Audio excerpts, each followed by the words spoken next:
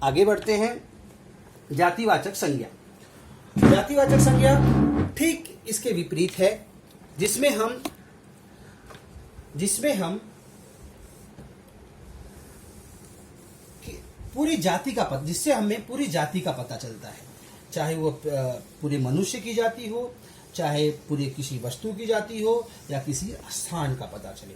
पूरी जाति कहने का मतलब है उनके संपूर्ण, उनका पूरा पता चलता हो, किसी एक का पता न चलता हो।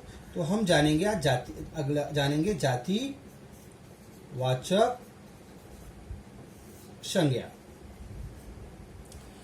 जातिवाचक संज्ञा की परिभाषा, अगर परिभाषा के रूप में हम जानेंगे तो जातिवाचक संज्ञा को हम इस रूप में परिभाषित कर सकते हैं। वे संज्ञा शब्द जो किसी विशेष व्यक्ति या वस्तु या स्थान के विषय में संपूर्ण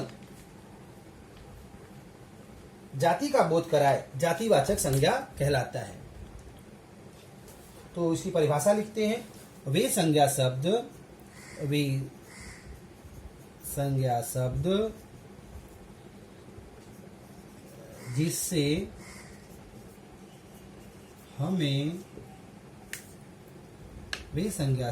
जिससे हमें किसी प्राणी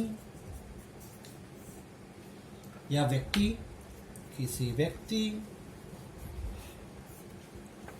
प्राणी, वस्तु या स्थान की संपूर्ण मतलब पूरे जाति का पता चले,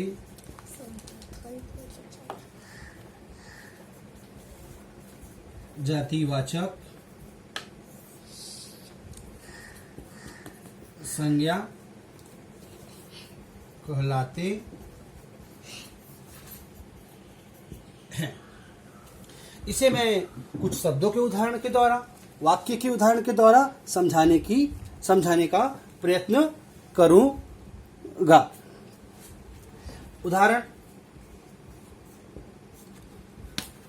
उदाहरण जातिवाचक संज्ञा में लड़का शब्द कहने से किसी एक लड़के का पता चलता है? नहीं, संपूर्ण लड़कों का पता चलता है। लड़की,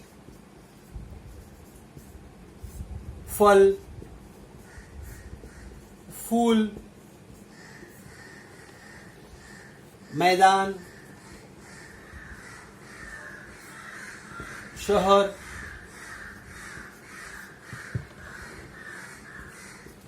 इत्यादि।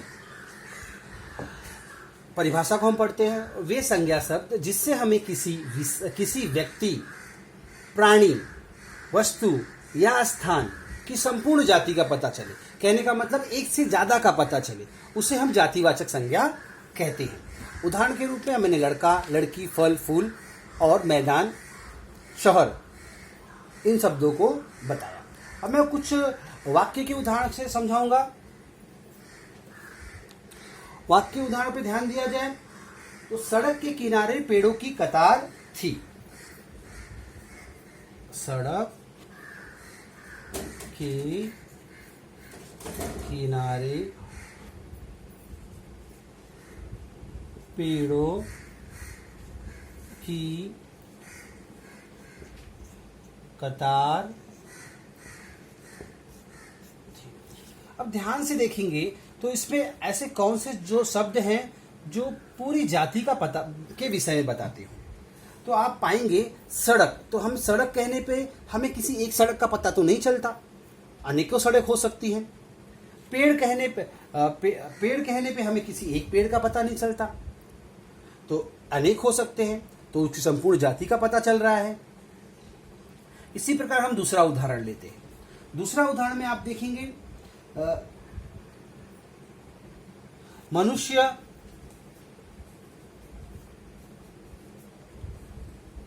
को समय का महत्व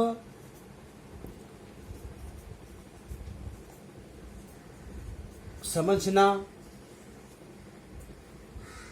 चाहिए।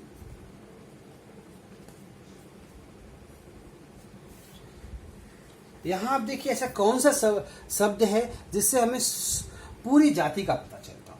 अगर मैं मनुष्य कहूं तो क्या हम सभी तो मनुष्य ही हैं, तो क्या हमें किसी एक का पता चलता है? नहीं, हम सारे मनुष्यों का पता चलता है, सारे इंसानों का पता चलता है। तो इस प्रकार एक उदाहरण मैं और देना चाहूंगा जिससे आप समझ सके कि जातिवाचक संज्ञा किसे कहते हैं और यह किस प्रकार पहचानी जा सकती है।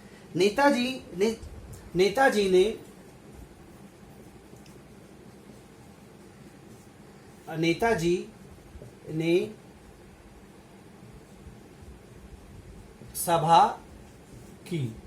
सभा मतलब मीटिंग की, सिंपल शब्दों में, आसान शब्दों में। यहां नेताजी, अगर मैं नेताजी कहता हूं तो किसी विशेष नेता का पता चलता है? नहीं, क्योंकि नेता तो बहुत सारे होते हैं। तो यहां आप देखेंगे कि तीनों उदाहरण में आप पाएंगे कि तीनों उदाहरण न ही किसी विशेष व्यक्ति, न ही किसी विशेष वस्तु, न ही किसी विशेष स्थान के विषय में बताते हैं। यह संपूर्ण व्यक्ति, संपूर्ण वस्तु, संपूर्ण स्थान के विषय में बताते हैं। अगर मैं मनुष्य कहूं तो सारे मनुष्यों का पता चलता है। अगर मैं सड़क कहूं तो अनेकों सड़कें हो सकती हैं। पेड़ कहूं तो अनेकों पेड़ हो सकते हैं। नेताजी कहूं तो अनेकों नेताजी होते हैं। किसी विशेष नेता का पता नहीं चलता। तो व्यक्तिवाचक और जातिवाचक में मात्र और मात्र यही फर्क है कि व्यक्तिवाचक संज्ञा शब्द केवल किसी विशेष व्यक्ति के विषय में बताते हैं। जातिवाचक संज्ञा शब्द विशेष एक से ज्यादा व्यक्ति, एक से ज्यादा वस्तु, एक से ज्यादा स्थान के विषय में बताते हैं। अब मैं आपको बताऊंगा कि जातिवाचक संज्ञा और व्यक्तिवाचक संज्ञा में क्या अंतर है। यह बहुत आसान है और आप देखते ही पहचान जाएंगे कि व्यक्तिवाचक और जातिवाचक में किस प्रकार के अंतर होते हैं। थोड़ा हम शब्दों में अंतर देखेंगे। वही शब्द जो कि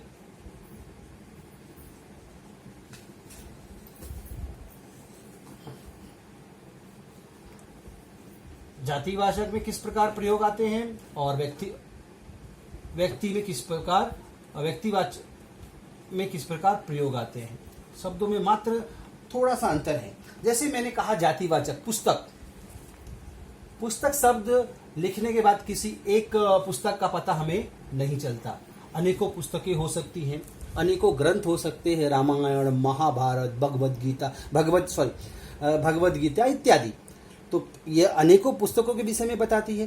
पर अगर हम व्यक्तिवाचक संज्ञा में लेंगे तो हमें यहाँ महाभारत लिखना पड़ेगा। अगर मैं महाभारत कहता हूं तो किसी एक ग्रंथ के विषय में पता चलता है। अगर मैं पुस्तक कहता हूं तो एक से ज्यादा के विषय में पता चलता है। तो ये हो गया व्यक्तिवाचक संज्ञा और ये हो गई जातिवाचक संज्ञा। अब इसी श्रृंखला को थोड़ा और हम आगे बढ़ाते हैं। अगर मैंने लिखा शहर, मैंने यहां लिखा शहर, तो शहर में आप पाएंगे कि यहां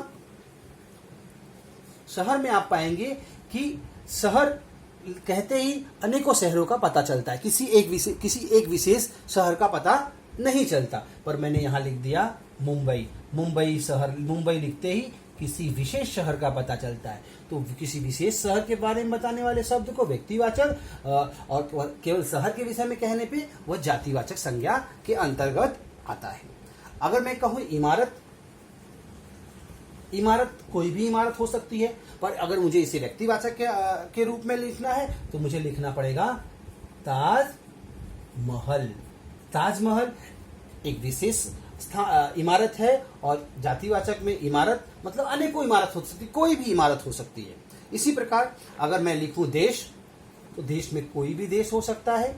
और मैं अगर इसे अलग ढंग से लिखूं तो व्यक्ति में लिखूं तो विशेष देश को बताना है अगर मुझे, तो मुझे लिखना होगा भारत, मुझे लिखना होगा अमेरिका। कहने का अर्थ है कि ऐसे कुछ शब्द अगर उनको हम विशेष रूप में प्रस्तुत करते हैं, इससे उनका विशेष नाम पता चलता है, स्थान पता चलता है, तो वह व्यक्तिवाचक के अंतर्गत आते हैं या व्यक्तिवाचक कहलाते हैं। और अगर जिससे हमें पूरा पता चलता है, पूरी जाति का पता चलता है, तो उसे हम जातिवाचक संज्ञा के रूप में रखते हैं। इस प्रकार बच्चों आपने जाना कि व्यक्तिवाचक संज्ञा क्या होती है और जातिवाचक संज्ञा क्या होती है, और उनमें मात्र थोड़ा सा अंतर होता है। कहने का अभिप्राय, कहने का अर्थ, कहने का तात्पर्य, कहने का आशय या कहने का मतलब यह है कि जिससे हमें केवल एक व्यक्ति हो, चाहे वस्तु हो या स्थान का पता चले, वह व्यक्तिवाचक संज्ञा के अंतर्गत या कहलाएगा या व्यक्तिवाचक संज्ञा के अंतर्गत रखा जाएगा। जिससे हमें एक से ज्यादा व्यक्ति, वस्तु, स्थान के विषय में पता चले, वह जातिवाचक संज्ञा के अंतर्गत रखा जाएगा। मुझे उम्मीद है कि आप व्यक्तिवाचक और जातिवाचक को कुछ हद तक समझ चुके हैं। अगली कक्षा में हम जानेंगे कि भाववाचक संज्ञा क्या होती है, द्रव्यवाचक संज्ञा क्या होती है और समूहवाचक संज्ञा क्या होती है। इस प्रकार हम बाकी की 3 संज्ञाओं को जानेंगे और उसके उपरांत, उसके बाद हम उस पर अभ्यास करेंगे ताकि हम संज्ञा विषय को बहुत ही अच्छी तरह समझ सकें। मुझे उम्मीद है कि आप इस विषय को बहुत अच्छी तरह समझ चुके हैं और अपने घरों में सुरक्षित और स्वस्थ रहें। धन्यवाद।